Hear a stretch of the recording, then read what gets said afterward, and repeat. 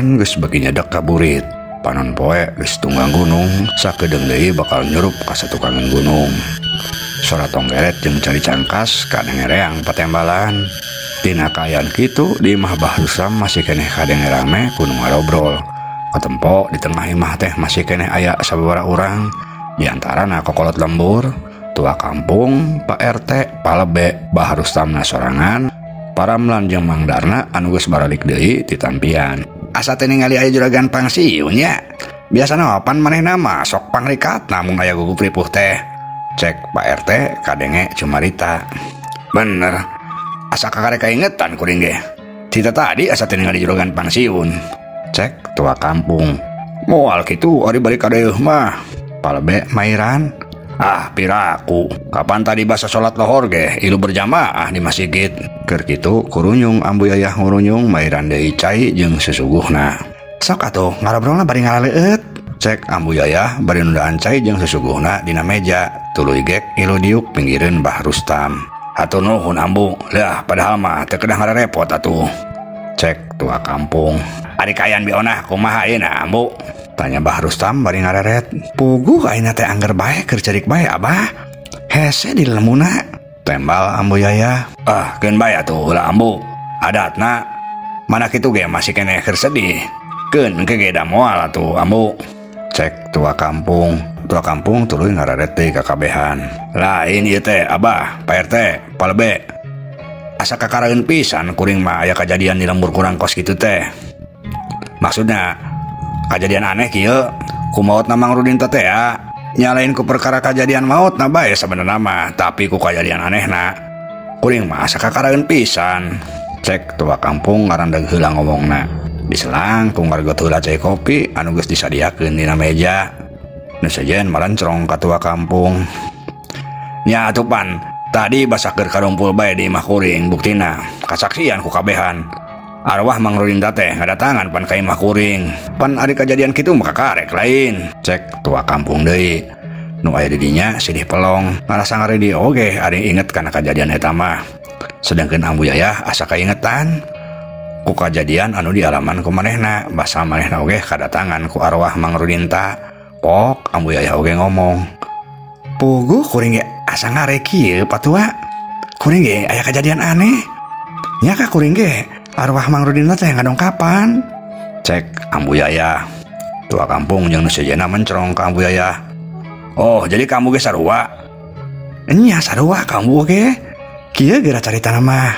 Tembal ambu yayah bari tuluy derek-dek bae nyaritakeun kajadian basa harita maehna oge kadatangan ku arwahna Mang Rudin ta. Anu ngomong rek miapekeun biona sampai satuluyna mikeun deui koper wadah duit anu eusina 30 juta. Tah kitu caritana mah patua. Palebe. Malah ambu mah saruas pisan nepi ka ambu mah ngalaman kapiuhan atuh. Untung ditulungan ku Mang Boil. Cek ambu yayah mungkas caritana. Nu aya di dinya silih reret teu dilapok kadenge tua kampung nyarita deui. Cik ambu. Urang mah asa jadi penasaran. Cik ningal koper wadah artosna. Hoyong terang robah tante artosna teh. Lantaran cenah cekolot mah biasana lamun aya artos tinu gaib mah sok robah jadi daun atawa naon bae. Cek tua kampung. Benernya cik cuang tingali ambu oge jadi penasaran jadi nate. Tembal ambu yayah bari jong nangtung leos ka kamarna. Teu lila balik deui bari ngajingjing koper wadah duit anu ti Mang Rudin tatea. Tah koperna mah aya keneh patua. Tapi kuring mah can wantun ngabuka eusina. Sieun. Cek ambu yayah bari ngecakeun koper dina talupuh. Kabehan anu aya di dinya malencrong kana koper. Malah Paramlan jeung Mang Darna oge ilu nalek-nalek. Laras Pak, katawisna mah koper anu ti urang eta teh. Mang Darna naharewos ka Paramlan. Nya sigana Mang Darna memang bener anu ti urang. Pami kitu mah kabeneran pisan Pak. Aya alasan yang urang pikeun malik nuduh ka Bah Rustam anu mateni Mang Rudin teh. Heueuh Darna, udah wek oge langsung kapikir. Kaayaan kieu teh nguntungkeun pikeun urang mah. Urang bisa malik nuduh ka manehna. Tembal Paramlan bari manehna ge angger sarua ngaharewos. Ari tua kampung jeung nu sejenna masih keneh arolohok. Pok Pak RT nyarita. Cik atuh cobian buka koperna patua. Hoyong terang robih tante artosna teh. Cek Pak RT ka tua kampung. Tapi tua kampungna ngahuleng ngarasa teu wani rek muka koper teh. Kan lamun nyebutkeun teu wani mah maehna teh ngarasa era. Tuluy pok bae tua kampung teh nembalan. Ye, mangkara tuh kudu kukuring mah PRT. Dina masalah nu kieu mah palebe anu langkung Abdol mah. Sok ku palebe bukana. Rek tua kampung alasan malah malik nitah ka palebe. Sedangkeun palebena oge ngarasa soak. Dititah ku tua kampung muka koper teh. Palebe gegeremean. Ih, ari patua. Kuring mah tugasna ge ngan seukur ngawinkeun lain. Nu kitu mah sok bae tuh patua. Tembal palebe mugen manehna oge nempo kalah ka sedak-sedak itu. Bah Rustam surti tuluy pok ngomong, "Tos lah teu kedah ribut. Uyas ku abah bae muka koper mah." Cek Bah Rustam bari tulikot kana koper. Tua kampung jeung palebe jadi era ku Bah Rustam ari kitu mah.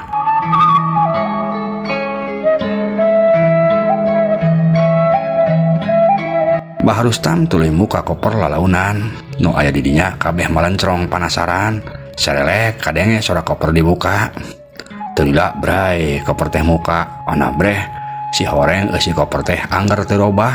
Angger bae katempo duit kepokan meni maded. Nu aya di dinya kabeh arolohok ari mangdarna Noel ka Paramlan.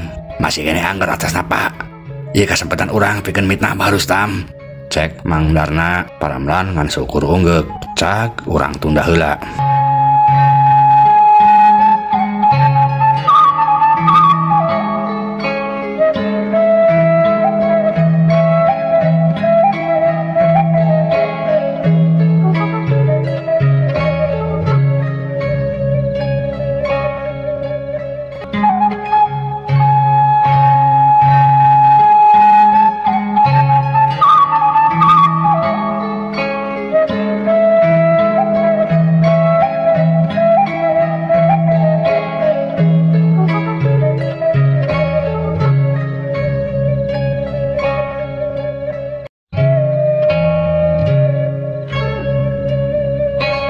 Malik deui heula nyaritakeun kaayaan Ceuida.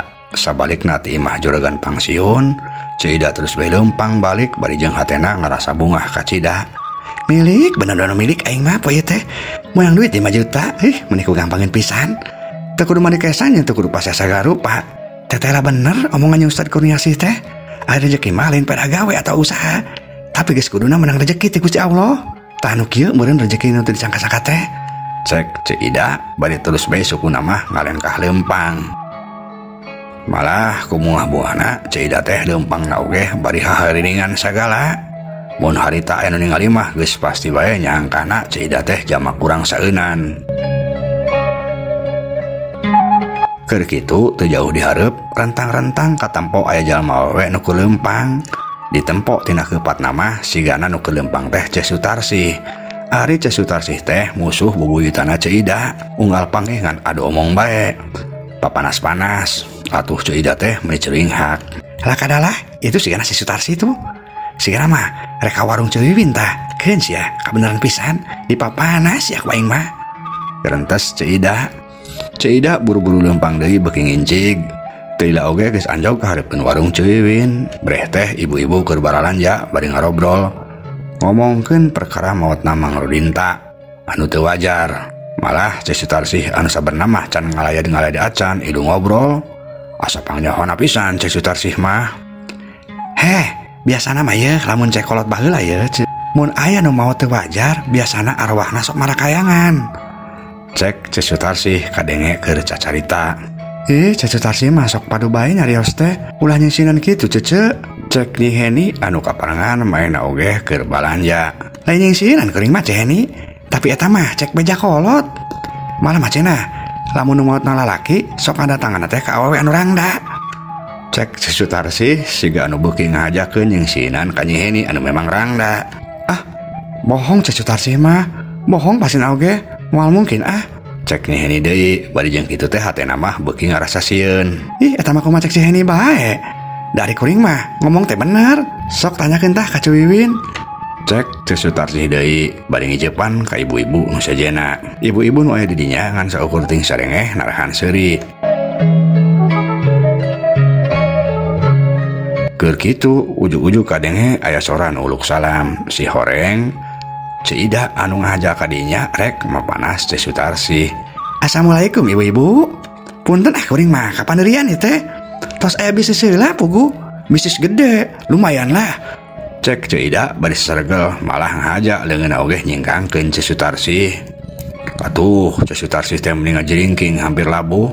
Ngan untungna kaburu nyepeng kana kusen warung. Aduh dasar jurik sih ya.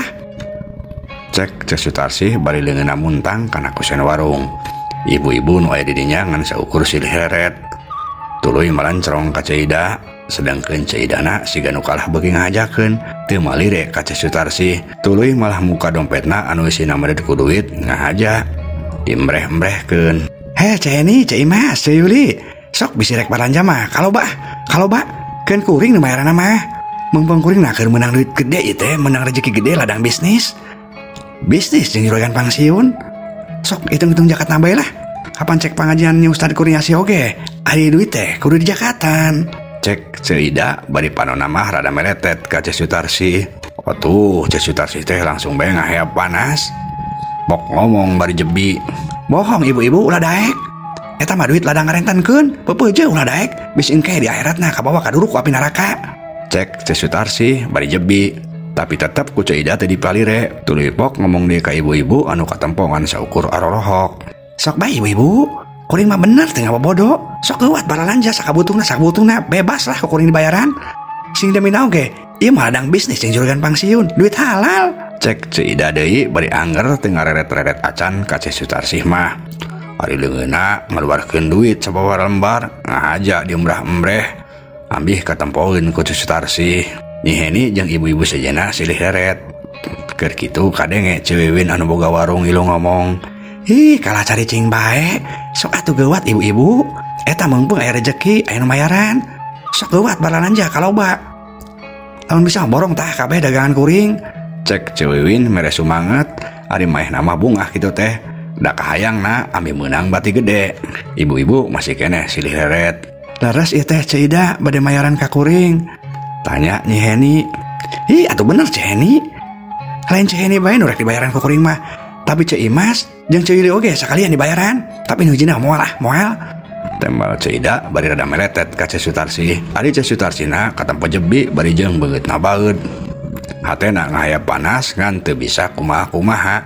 Saukur ambek tanaga midap. Dasar awe tukang renten teu waras jelema owah. Ngahaja maena panas aing. Awas ya, kagak dibales ku aing mah. Cek Sutarsih ngan saukur bisa ngagarentes. "Ih, atuh geuning kalah cari cing bae. Sok atuh geuwat rek balanja mah geuwat. Dibayaran cek kuring ge kuring mah." Cek Cida deui bari angger maletet bae ka Cek Sutarsih. Cek Sutarsih beuki mah peg bae hatena mah. Geus teu geunah cicing, tapi rek indit era bisi kalah kabeuki diece ku Cida. Ari cicing bae hatena asa geus teu tahan beuki ngaheap. Sedengkeun Nyi Heni jeung Cek Imas katempo silih reret. "Hayu atuh Cek Heni, mambeun dibayaran?" Cek Cek Imas. "Nya atuh sok Cek Imas heula." Cek Heni malik ngedekeun ka Cek Imas nu ti heula. "Ih, kalah pas sedek-sedek kitu. Ulah sieun ku kuring moal dibayaran. Pasti dibayaran, kuring moal ngabodo. Tuh duit maloba." Cek Cida deui bari ngembrehkeun deui duit anu dina dompetna. Atuh, ari geus diomong deui kitu mah Nyi Heni jeung Cek Imas teh meuni paheula-heula nyarokot balanjaan, malah paloba-loba. Sedengkeun Cek Sutarsih ngan saukur nempokeun bari baeud. "Geus kabehkeun bae Cek Heni, Cek Imas, Cek Yuli. Borong sakalian kabeh. Da moal sabaraha ieu? Moal nyampe 1 juta. Keun ku kuring bayar cek kuring ge." Cek Cida deui. Atuh Nyi Heni, Cek Imas jeung Cek Yuli teh meuni bungah pisan. "Oh, mohon atuh katur nuhun pisan Cek Ida. Mudah-mudahan Cek Ida sing tambih rezekina." Cek Nyi Heni. Kitu deui Cek Yuli jeung Cek Imas sarua nganuhunkeun ka Cek Ida. Atuh akhirna mah dagangan Cewiwin teh beak sapada harita. Malah Cek Sutarsih anu tadi narek balanja oge sampe teu kabagi. "Tah, si seep dagangan teh. Alhamdulillah teuing. Hatur nuhun Cek Ida." Cek Cewiwin meuni bungah. "Sami-sami Cewiwin. Sok dihitung kabehna sabarahaeun. Kuring dibayarna." Cek Cek Ida bari ngahajakeun ngaredet deui ka Cek Sutarsih anu keur melenguk. Nah hatena bener-bener mentegeg.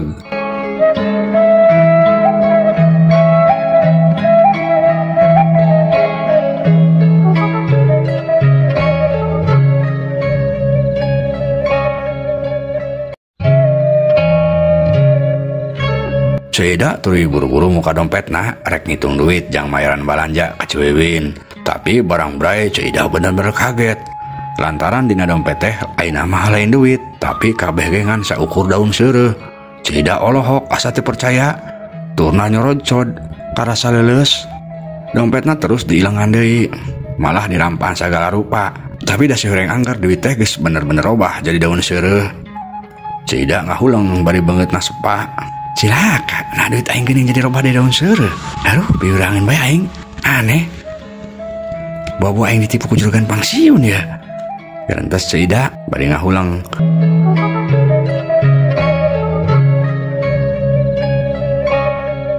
Barang nepo Cida ngahulang sing anu bingung kitu, Ceu Imas jeung Nyi Heni katempo harewosan.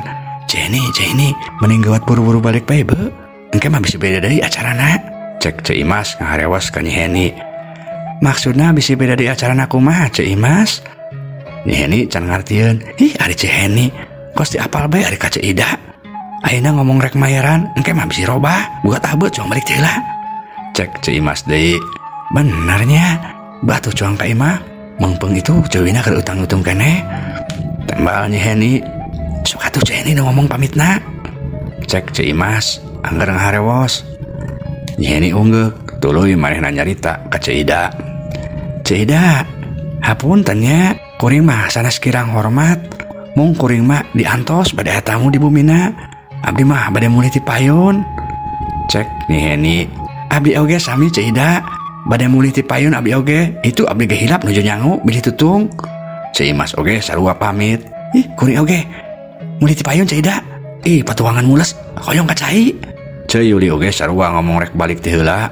Cida rek ngap ngomong, tapi Nyi Heni jeung sejenna kaburu geus indit manten. Atuh Cida teh beuki bingung. Pusing kumaha mayaran balanjaan ka Ceuwin. Anu lain seeutik-seeutik atuh. Sabut kitu Ceuwin kadenge ngomong, sadayana teh ngan saukur 700.000 Cida. Mangga tah tinggal etangana. Cek Ceuwin bari nyodorkeun kertas ka Cida.